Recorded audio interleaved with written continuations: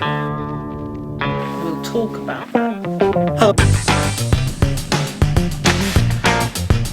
It's quite poor.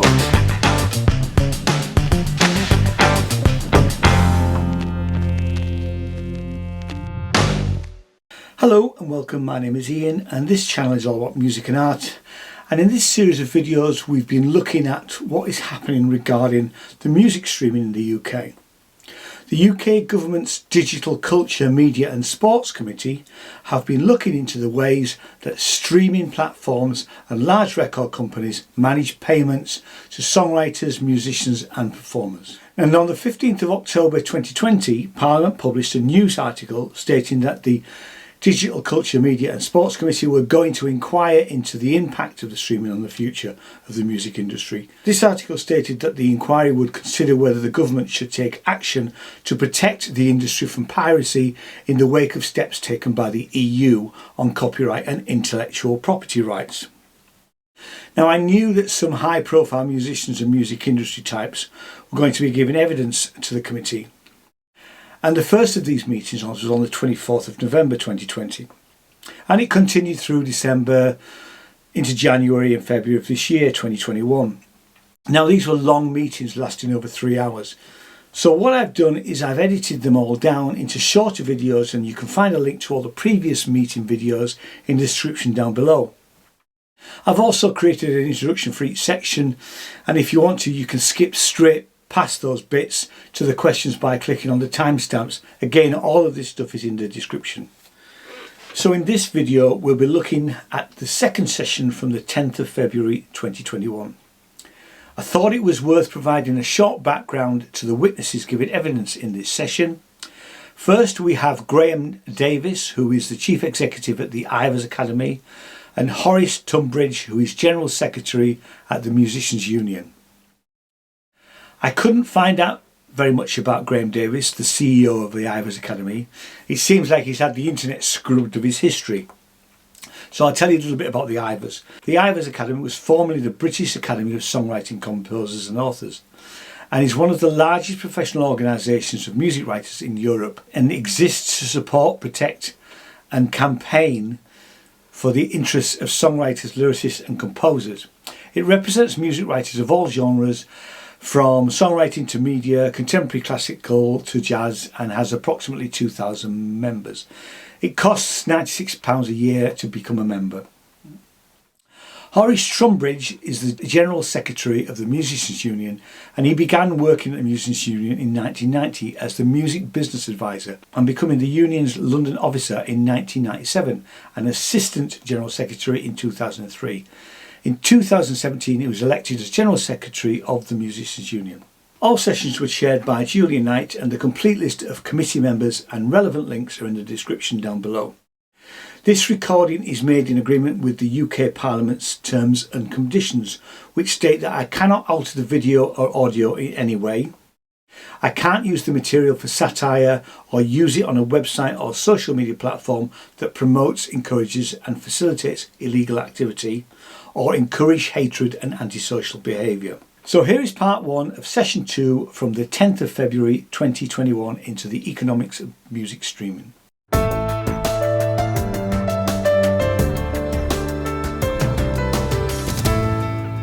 Order. This is the Digital Culture, Media and Sports Select Committee, and it's our hearing into the economics of music streaming. This is our second panel. We're now joined by Horace Trubridge, the General Secretary of the Musicians Union, and Graham Davies, the CEO of the Ivors Academy of Music Creators. Good afternoon, Horace, and good afternoon, Graham. Thank you very much for joining us today. Good afternoon, Chair. Thank you. Our first question is going to come from Damien Hines. Damien?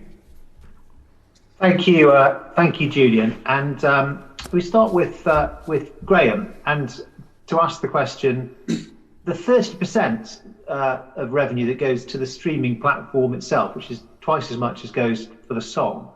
Any ideas where that 30% comes from, and do you consider it to be an equitable amount? Thank you, Mr. Green, and thank you, committee, for the opportunity to speak today. I think we're interchangeable. Sorry, carry on. I'm Damien Hines, but carry on, doesn't matter. Happens a lot. I think the the question of the split of monies that are derived from streaming is one of the central issues for us at the Ivors Academy of Composers and Songwriters, because so little of that is actually making its way through to our members. So when we look at the division of that pie, you're right that there's circa 30% which is going to the platforms. There's 55% circa that is going to the labels, and there's 15%. But I would like to say that actually some of these percentages are perhaps overstated. I think the 15% that's often commonly talked about going to the publishing sector is the high end.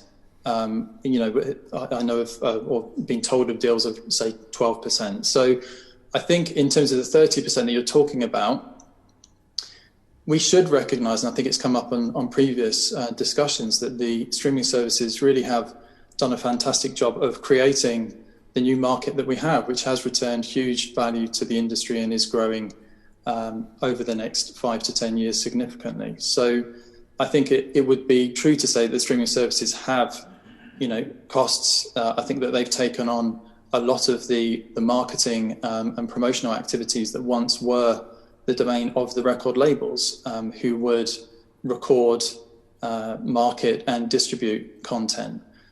We're seeing huge amounts of that promotional activity now happening on the platforms. And I would argue that what that promotional activity is increasingly around is the songs.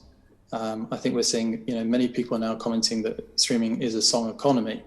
And so exactly how the streaming platforms divide up the money that they are taking, I don't have that information.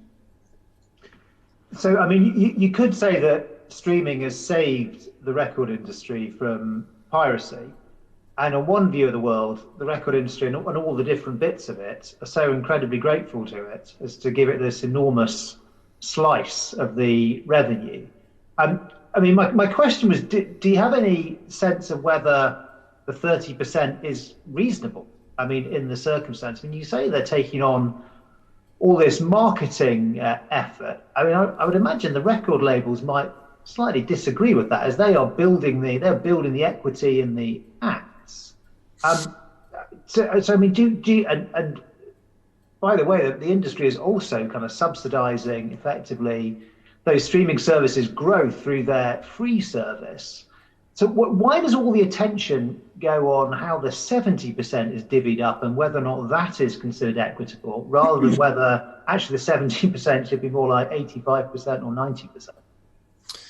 I think that for the Ivors Academy, a lot of the attention is put onto the 70% because the song value should be higher within the 70%. The song value has been suppressed, and we would argue that that is because of the industry mechanics, in that it is in the interests of the record labels to do so. You know, streaming came on the back of downloads. When we go back to 2005, when digital started, it was a download economy. We used to download singles and albums. And we can see why the industry adopted a model that was more akin to a physical sales model. But it really is not applicable to streaming. You know, I think this ambiguity over is it a sale or not? Clearly, a download is a sale where you purchase something and you can listen to that as little or as much as you like for the rest of your life. That's what a download is. A stream isn't a download. And so I think it would be, you know, we would really advocate for the clarifying this aspect, because it's a communication to the public. And I think that the more that the industry has propagated this, it's suppressed the value of the song. Should the industry be pushing to get more out of the overall take from the subscriber and reduce down that 30% take of the DSPs? Well, sure, of course, you know, we're representing songwriters and composers. Anything that gets more money into our members' pockets we would advocate for. But I think I'm trying to explain why for us the attention is really important. Whatever money comes into the industry, if it isn't going to go into creators' pockets, then you know, what would be the point of us advocating for more money if it's all going to go into one place? Thanks, Graham. Horace, do you have anything to add there? Does the Musicians Union have a view on the 30%? You're muted, I think, Horace. Schoolboy error. Sorry. Happens to us all. At least I got your name right. What we would say is that I think if you consider a streaming platform like a shop, then a record shop in the old days would have probably taken a margin of around about 30% to cover all their overheads, their staff and their rent, etc. So I don't think that streaming platform taking 30% should really be the focus of too much alarm. It's far more about the money that goes to the labels, the amount that goes to the labels. My friend Graham has already said that the streaming platforms on average pay about 15%, sometimes less, across to the publisher, but 55% to the record labels. You've got to ask yourself why that imbalance. Is the performance so much more valuable than the song?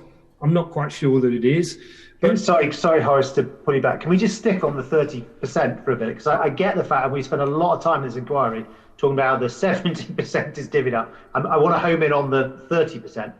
I mean, isn't it the whole point of moving to electronic means of distribution? You take a load of cost out of the system. So the fact that record shops used to take 30%, presumably, I mean, is irrelevant because online platforms don't have a network of high street stores and business rates and people to pay and national insurance contributions. Well, they do for the people they employ, but not on the same scale. So, I mean, isn't it just an excessive margin? I'm not sure. I couldn't really tell you, to be honest, because what I do know is that Spotify have yet to declare profit.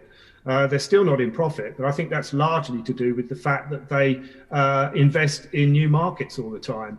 I don't know how much. I mean, you'll be able to ask the gentlemen and the ladies that are coming on after me how much it costs to run a streaming platform.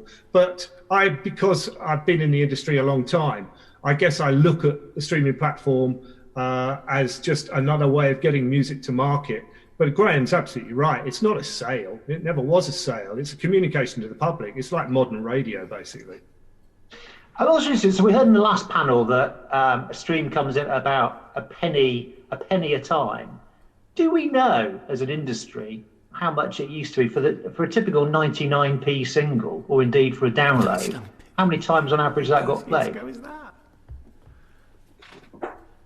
I don't think that there is that concrete research on if you had a CD. Obviously, you would take that into your home, and very, very difficult to know if somebody's actually listened to it at all. And obviously, I think that there are always some tracks on an album that would get listened to more, and we absolutely see that obviously in streaming. And that, I think, when we talk about the streaming is becoming a song economy, that's what it's about. It's breaking that connection with listening to a whole album of an artist and actually picking the songs that you actually want to listen to. So I'm not aware of any research which kind of answers the question that you just asked.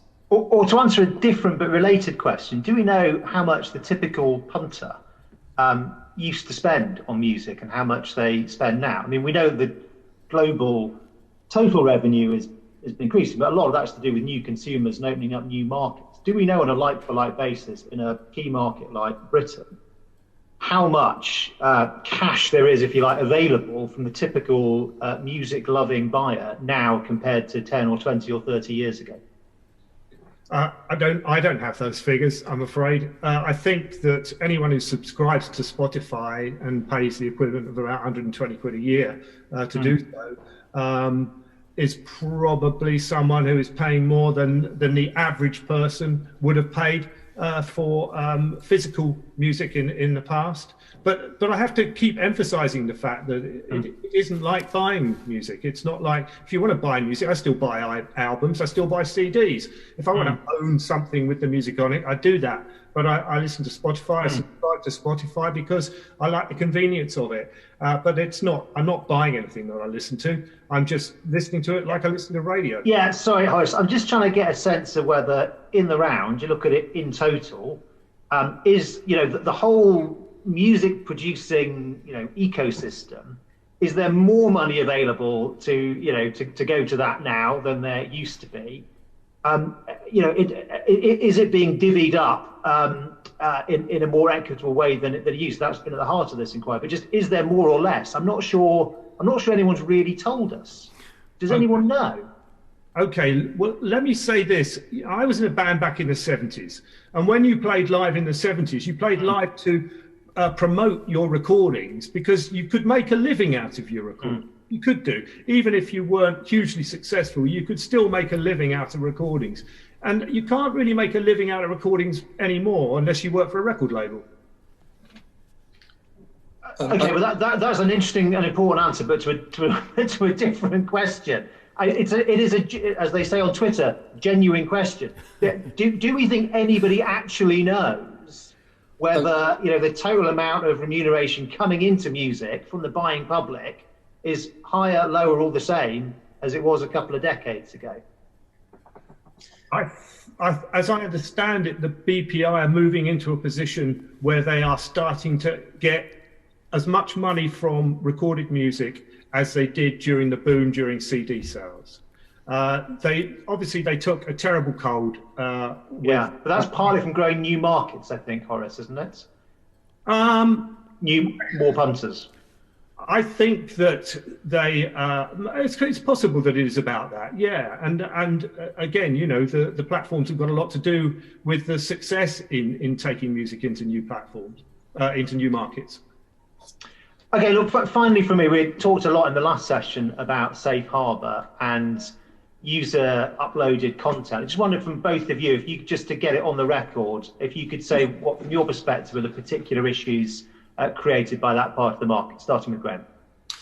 Yes, so I think that if we would advocate that there are creators are missing millions from streaming, absolutely the safe harbour ambiguity is a cause of a big loss of value.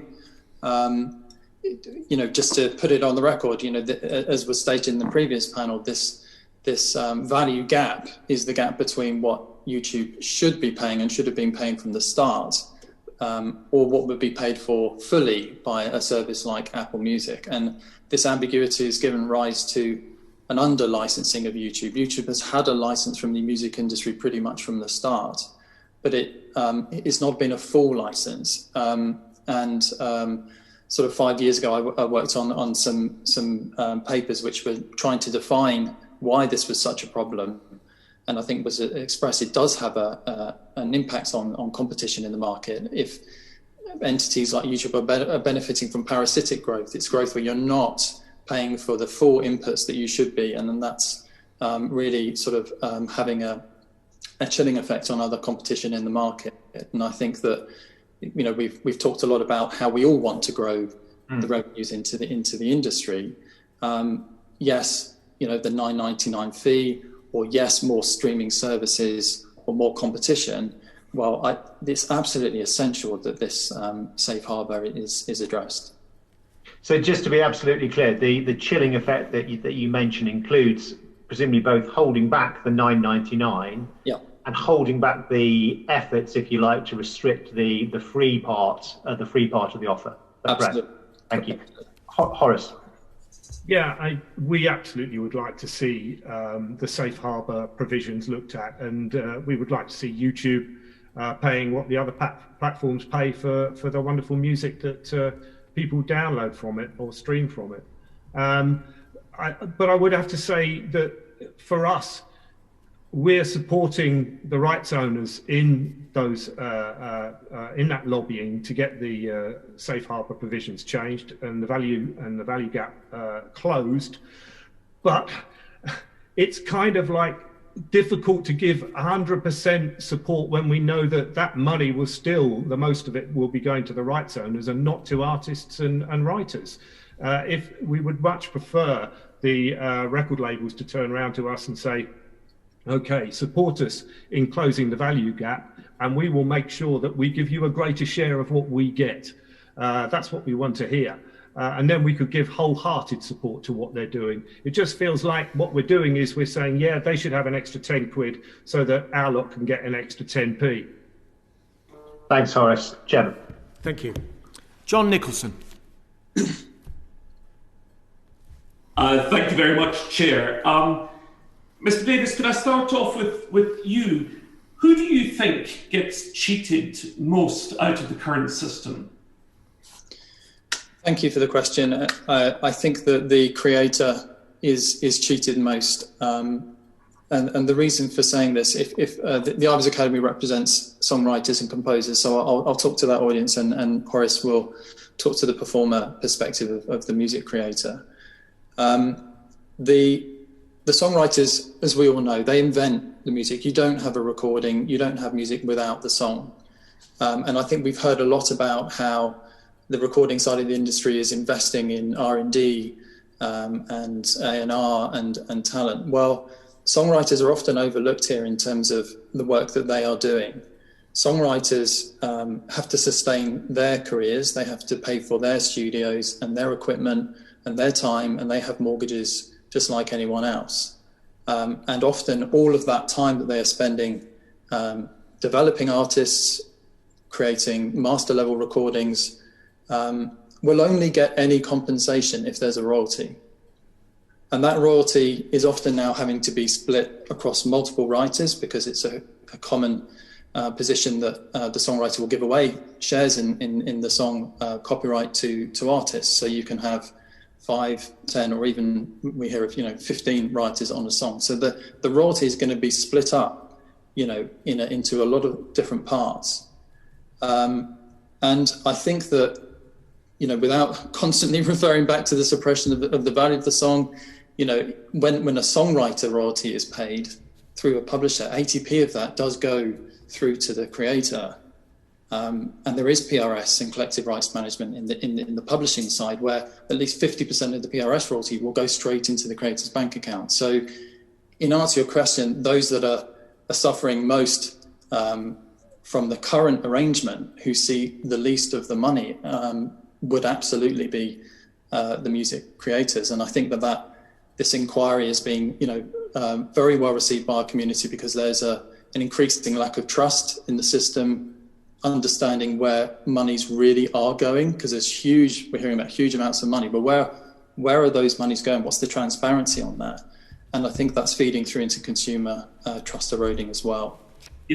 I think most people would be very surprised to learn that only 15% is allocated for the song itself. That is for the song copyright holders, the publisher, songwriters and composers. That's really a tiny amount. Does anybody get rich these days as a songwriter through this system? I think that just to add to that perspective, as I say, 15% I think is the upper level. From that, you have absolutely the publisher who does a good job. I think for their 20% of the common deduction that they take, but you also have the collecting society deduction in there as well. So obviously, some works are incredibly popular and get used an awful lot, and those songwriters will be doing very well. But on behalf of my membership, we're seeing increasingly, you've heard from some of our members during the oral evidence, it's becoming more and more of a precarious career to follow. But you could argue as well that the consumer is being cheated too, because I think when people subscribe, they kind of think that they're buying this song forever.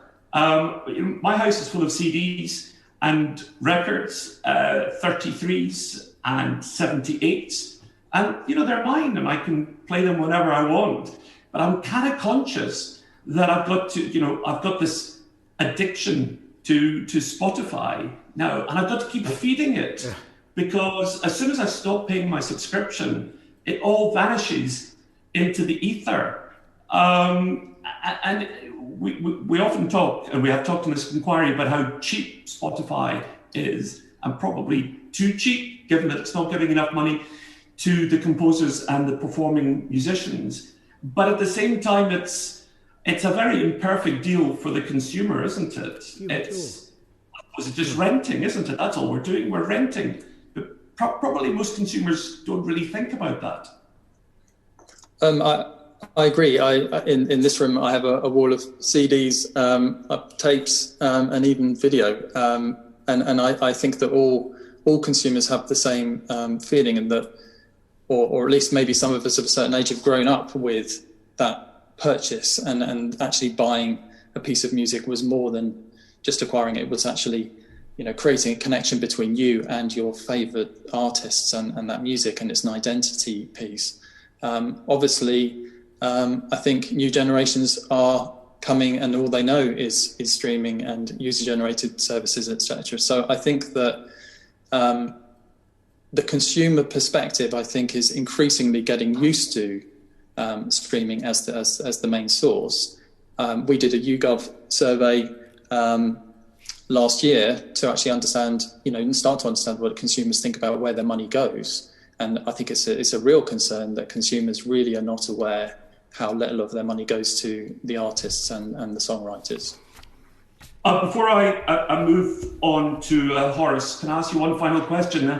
Has the Ivors Academy paid lobbyists to lobby the members of this committee, or to lobby to influence this inquiry? No, we have not. Over to you, Horace. Can I ask the same question? Who do you feel is getting cheated most out of this particular system that's in operation? Well, I think performers are being cheated. For us, as I say, Spotify is a modern version of radio. At least radio pays equitable remuneration, which means that studio musicians, session musicians, get paid for the fantastic contributions they make to recordings.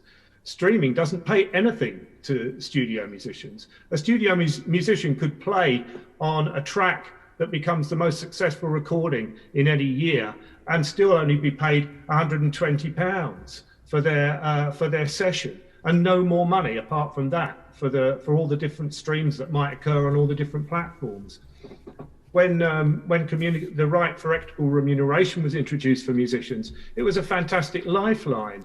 It meant that when their music was played on the radio, they got guaranteed income that the record companies couldn't get their hands on. As streaming slowly replaces radio as being the method of choice for music lovers, then radio is also dwindling. And if streaming completely replaces radio at any point, then equitable remuneration will die. And believe me, it's been an absolute lifeline for musicians. When I started work at the Musicians Union 31 years ago, I saw NME and Melody Maker cover stars come to me and say, we can't afford to have a record deal. We've spent our advance on just paying off debts. We can't go and record for anyone else. We got very little money in terms of the publishing advance. And there's nothing we can do. We've got no money. We can't earn any income. When equitable remuneration came in for radio play, it was a lifeline. It meant that you had a source of income that the record companies couldn't get their hands on. But it will gradually, and is already gradually, dwindling as people listen more to streaming services than they do radio. Okay, so if you've one top ask for us as committee members for our report, what would it be? It would be to reclassify streaming as communication to the public, to see it like you do radio. That way the money is split 50-50 between the record labels and the artists, and that would seem to be the fairest way. Did the Musicians Union pay a lobbying firm to prepare you for this inquiry, or to try and influence the inquiry? We are paying a lobbying firm to consult on the best way to approach this inquiry. I haven't been coached by them, and we haven't paid them to approach any of you either. What's the name of the lobbying firm? Lodestone. How much are you paying them? Somewhere about the same as what Jeff is paying his lobbying firm, I believe. I think a lot of people listening to this will think they're in the wrong business. Thank you very much. I want to say one thing.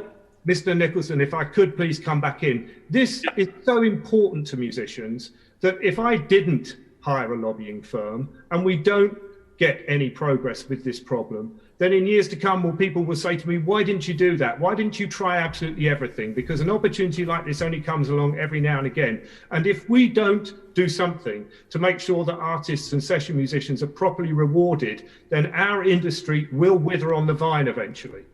Okay, I can tell you that I think the sincerity of what you say and the justice of the claim that artists and musicians are making is vastly more powerful than any lobbying firm communication can ever be. Back to you, Chair. Thank you. So thanks for watching. The next video will be a continuation of this first session. Thanks very much. Bye-bye.